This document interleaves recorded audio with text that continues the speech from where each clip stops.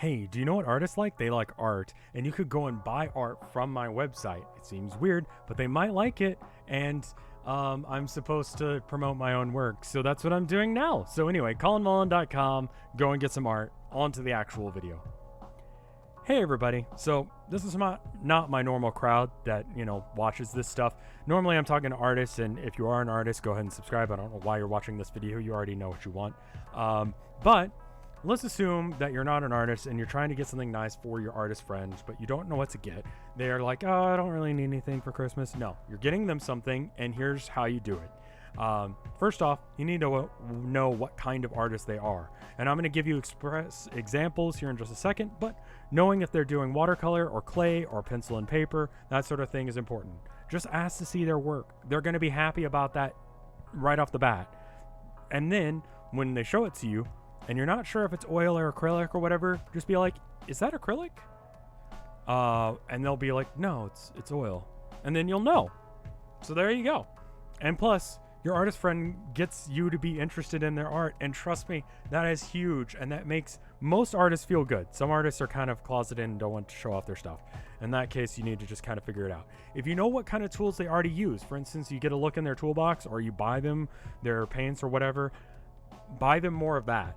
Whatever I say here is trumped by whatever their personal preference is. So know that first, but this is assuming that you just know that they like X, Y, or Z medium, and here we go. Links to all this are in the description with affiliate links, so I get paid if you use them, which is neat. Also, if you're an artist, comment in the comments what you want for Christmas, and that way people kind of know when they're watching this an additional set of things that they could go and get. And you can just search those things up through Amazon or whatever, and you can find it there. So anyway, let's look at this. So watercolor paper, 140 pounds. That's a good thickness. Paper is weighed based on how much it would weigh if you had like 1,000 sheets of it. This weighs 140 pounds. That makes it nice and thick, which means that it's not going to bleed through. It's not going to melt under the pressure of water. So this is good watercolor paper. I'm not a watercolor kind of person, but if the person that you know is, I've been told that this is a really solid brand. And the people I know that do watercolor use it. So that's my recommendation for watercolor people. Moving on. This is a whole bunch of different types of colored pencil. So if the person you know likes doing colored pencils and pencil and paper sort of stuff, Faber-Castell is an amazing brand. I highly recommend them. You can go with any of these based on your price point. Obviously, artists are generally broke. 120 of these is $123. That's why they're broke. Art supplies are expensive. I'm gonna give some cheap examples too, but we'll do the full range. But anyway, if they like colored pencils, this is a really solid brand, and they'll like this. And it's probably better than the Crayola pencils that you'll give them, because those are just not good. I'll just tell you. Moving on. Same thing, but just black pencils. It's a huge set of them. I'm not going to explain the difference between all the different types of pencils that are in here, but a artist will know the difference. And this is good for someone who not only does pencil and paper sort of stuff, but also people who just do art in general, because sketching is an important process of saving yourself money. If you just kind of know where everything is on the page, and then you do that, but you do it with paint, or you do it with clay, or you do it with whatever, you can save yourself a whole bunch of money, because you go, oh, actually that would look bad. So sketching is a huge part of being an artist. A lot of artists do it, some artists don't. Again, this is one of those, depending on their personal preference thing. If they like really crappy tools, buy them the crappy tools. But if you don't know, this is an amazing set. They'll be happy with it. Moving forward, an electric eraser. This seems weird, but erasing large areas quickly and easily and cleanly, where it doesn't leave residue and smudges, this is a nice tool for that. This is more for someone who does a lot of sketching, though. It's not going to be something that your average artist will need, but if they do a lot of sketching, if they do a lot of color pencil work, then they will like this. Moving forward, kneaded erasers. I love these. They get gross really fast, because the way it works is it's like a moldable substance that erases too. So you can get into those really tiny areas by making it into a little tiny one, or you can erase large areas by like flattening it out and that sort of thing. It's really nice, but they collect all of the charcoal and all the dirt that gets in the same bag as them. So artists who sketch are going to use these a lot, and they're going to go through them pretty fast. So this is an okay thing to buy anyone who sketches. Even if they're not a pencil and paper sort of person normally, if they do a lot of sketching in order to get their stuff down, this will help. So moving on to acrylic and oil. So let me explain something about acrylic and oil. Acrylic paint is water-based. Oil paint is oil-based. Oil and water don't mix. So if you don't know what kind of paint they use, check with them. Get that right, because if they're using oil and you buy them acrylic paint, it's not going to stick. It's just, they won't mix, they won't work together, the paint will fall apart, it'll look really gross and cheap, and don't. If they are an acrylic person, don't buy them oil paint, vice versa, right? Okay, so I'm going to recommend titanium white and Mars black on both. I like Liquitex Basic.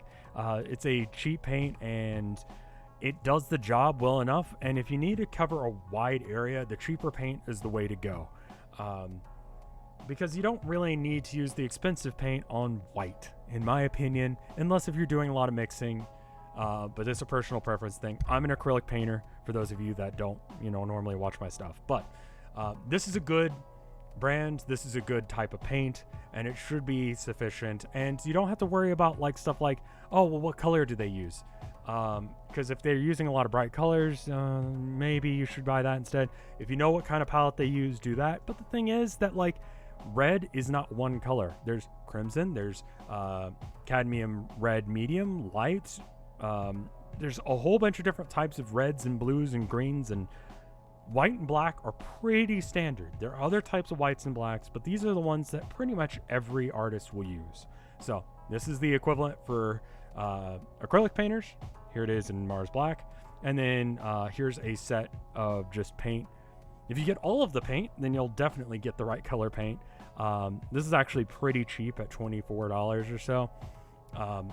The more you do, yeah, these sets are nice. I like this brand, and it's a good way to get started painting.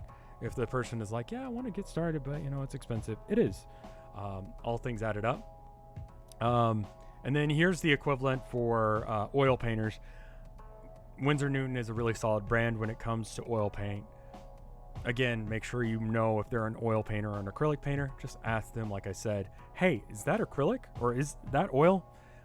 Then they will tell you, no, it's whatever. And then you'll know, and then you'll buy them the right thing. Here it is for the white. Again, affiliate links in the description. Liquid, this is an oil paint only thing. It essentially just makes it dry faster. Oil paint dries forever. There are paintings from 100 years ago that are still kind of wet. It's super annoying, and it's why I don't do oil paint.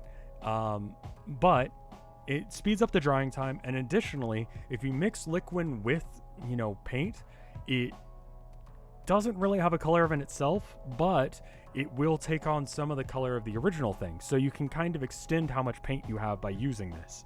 It's super helpful for oil painters. It smells like candy. It will kill you if you eat it. Moving on, not liquid, paint thinner. Okay, obviously will kill you, but doesn't smell like candy. Any oil artist uses paint thinner. This is, I feel like, the only brand that really exists. And so if they're doing oil paint, it doesn't matter. They need to be able to clean off their brushes. There's some cool effects and stuff you can do with paint thinner, but this is good. Obviously, it's dangerous to keep in certain conditions, and if you breathe it in, it'll hurt you, so you need to make sure it's ventilated. But if the person that is an oil painter, they probably already know that, and they probably need paint thinner most of the time. This stuff goes faster than you like, and it's just one of those things you got to buy, and I don't want to go to the store today, I just need some paint thinner, I guess I'm not painting, blah blah blah. It's just nice to have. Oil or acrylic painters just use water, so you don't need to buy this for them, but this will clean off their brushes. It's good. Moving on, this is just a nice set of brushes. Nothing really to say there. They're nice. Your painting and watercolor and whatever friends that use brushes will like this, and they'll need it. Brushes tend to deteriorate, and they get the bristles get all weird, and it's just nice to have a backup set. This is a weird one for a gift, but trust me, it's actually pretty good, although I wouldn't buy just tape. So this is a special kind of tape, and it's for packing paintings. If you're gonna pack paintings, you need to have this type of tape. I did a video on that as well, but probably won't help you guys. It also can be used for people who do pencil drawings or ink drawings or whatever. Most artists will need this kind of tape in order to, it's sort of like when you're painting a house, you tape down the molding so that way the paint doesn't get on it. You can do the same thing, and you can get some really sharp, crisp lines with it, and it's really cool. So most artists will need this. They won't ask for it because it's kind of weird to ask for, but they'll need it. So buy this with something else, maybe like some pencils or something, if you're gonna go that route. So on to the clay and sculpting kind of people. I'm gonna be honest with you guys. I don't do sculpture. I had some really bad experiences with my sculpting teachers. This is a solid set. Sculpting is weird. You need all of these different tools for different styles of things and different ways of sculpting. This will help them out. They'll be happy with this. They might already have a set if they're already doing sculpting, but if they're thinking about sculpting, this is a good set for them. There's some differences between metal and wood depending on what material they're using, but this should do okay. Moving on, Sculpt II. It's got free shipping, I'll tell you that. I know it's $96, but clay is just expensive. This is a special kind of clay. I don't really understand the difference, but I have a friend of mine who's really into sculpting, and she says this is the stuff to get. This is the stuff she likes. The free shipping will be nice on that 24 pounds of clay. It might be cheaper to just go and buy it from someplace in town. Yeah, I don't get a cut of that, but you know, obviously do what's right for you. Don't go to Hobby Lobby. They're overpriced and evil. And so try and go to some local place. Here in Austin, we got a place called Jerry's Artorama. You can always go to Michael's or Joann Fabrics. They carry stuff, and they are more or less know what they're talking about. Michael's is pretty good about hiring people that know what they're talking about. But anyway, clay, good choice for that person who wants to get started with clay. You need a lot of it, and Sculpt II, I believe, hand dries, but I don't know. Again, I'm not a clay person, but this is a good brand, apparently. Copic Markers. So if the person likes doing pen and ink, they like doing stuff with markers, this is like the Ferrari standard for that. This is the nice type of pen or marker, to the point that most artists don't have them because they're expensive, and so you'll look really cool buying it for them. You can get different types of sets. If you know they do pastels, get the pastel set. I don't imagine any artist actually uses these, but maybe I'm wrong. But the gray set, I mean. But the nice colors are good. They are good for those artists that do like comic book style stuff, manga, all that kind of thing. They love this kind of stuff. It's never been my wheel well, but it's just, this is what you get if you're gonna do that style art. There are cheaper options. These are the good ones. Your artist friends will love you. Moving on. I love this stuff. I used to do a lot of pen and ink stuff, and this is the brand I liked. Micron is another good one, but I really like the Faber-Castell ones because this brush, the B there, it's super clean, super nice. This is a really good brand, and again, Faber-Castell is good. Not sponsored by them. They just make good stuff. But there's that. Moving on. Every artist under the sun is going to need sketchbooks. A lot of them. I don't care if they already have 5. They need another one. Because if you're doing your work as an artist, you're going to need to sketch out your ideas before you do them. And you're going to be like, oh, I don't really want to mess up that other one. And oh, I need that one. It says it can be used for wet media. I think 98 pounds is a little bit thin for that. Buy the watercolor paper if that's what they're doing. But otherwise, this will apply for pretty much everyone else under the sun. The size, personal preference thing. Bigger ones are nice for like if you're going to be sitting out doing landscapes. Smaller ones are nice for like kind of keeping in your pocket or in your purse, and then you can just sort of sketch something out. And, you know, have an idea. Like you're at work, I keep a sketchbook in my lunchbox, so when I go to work, I can just pull that out and write down my idea and then get back to work, or, you know, while I'm at lunch. So small ones are nice, big ones are nice. There's not really a bad size here, unless if they have a personal preference. Again, I don't know that. Ask them. Now we're going to get into some crazy stuff. So if your friend likes digital art, but they don't have a tablet, they don't have something that looks like this is a nice cheaper end option. Don't buy the small. It's like way too small in my opinion. 6x3, it's tiny. It's not very useful. The medium and large are good. I think the medium is enough. I have the medium. And this allows them to basically, they can draw on this thing and then it appears on their screen. They have to have a little bit of hand-eye coordination and a decent computer. And this is a pretty good option. Wacom is the brand that you get if you're going to get a tablet. And these things are expensive, but it's so much better to use these over using a mouse, just because of the level of precision you can get. So your lines are just much crisper and much nicer. Their quality of art will go up and they'll thank you for it. So let's imagine that you really, really like and love this person that you're buying this for. Cintiq, it's $2,000.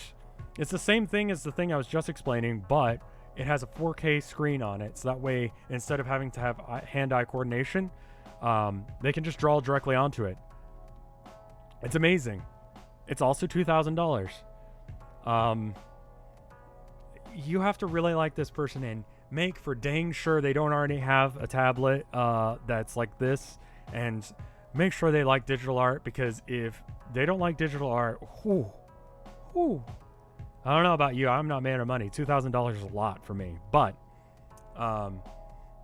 with that, I've got a couple more recommendations, and there aren't links for these.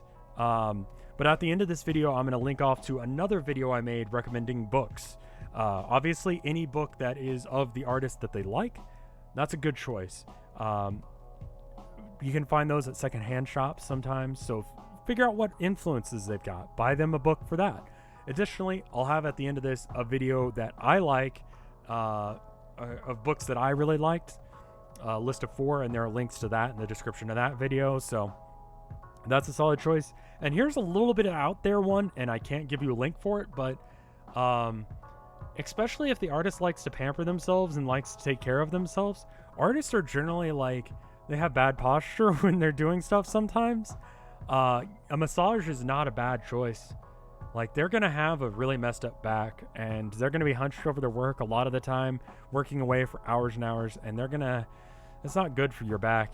A massage is not a bad choice. I've never had one. It seems nice, but it seems like something that an artist would like, assuming they're okay having their body touched by someone they don't know. But if that's the case, that's a good choice. But before I link you off to that video, which will be at the end, I do need to thank the people who help sponsor this channel, help me keep this thing going, doing all the people that are at the $5 tier or more on Patreon, starting with Wapfu. Thank you, Wapfu. Thank you, Tilda, my beautiful almost wife. It's like 3 months away, and we're both freaking out a bit, but we're almost there. We're almost there. Thank you, Theodore Corbier. Thank you, Plex. Thank you, Phoenixia Theroran. Thank you, Micah. Thank you, Maliciousness. Thank you, Lost Nevada. Thank you, James at Games. Thank you, Guysazan. Thank you, Ethan Frack. Thank you, Duxu. Thank you, Bubba Fair. Thank you, Andy. And thank you, Amber. Y'all are super awesome, and thank you for that. And thank you for watching this video. I hope it helped. Hopefully it was a long enough list of things, and it had a wide enough list of things that you could do that you found something that would help that artist. Links again are in the description, and here is a link to that book video that I mentioned. If you want to get something maybe a little bit cheaper, there you go. And I hope you guys liked it. I'll see you guys next time. Bye.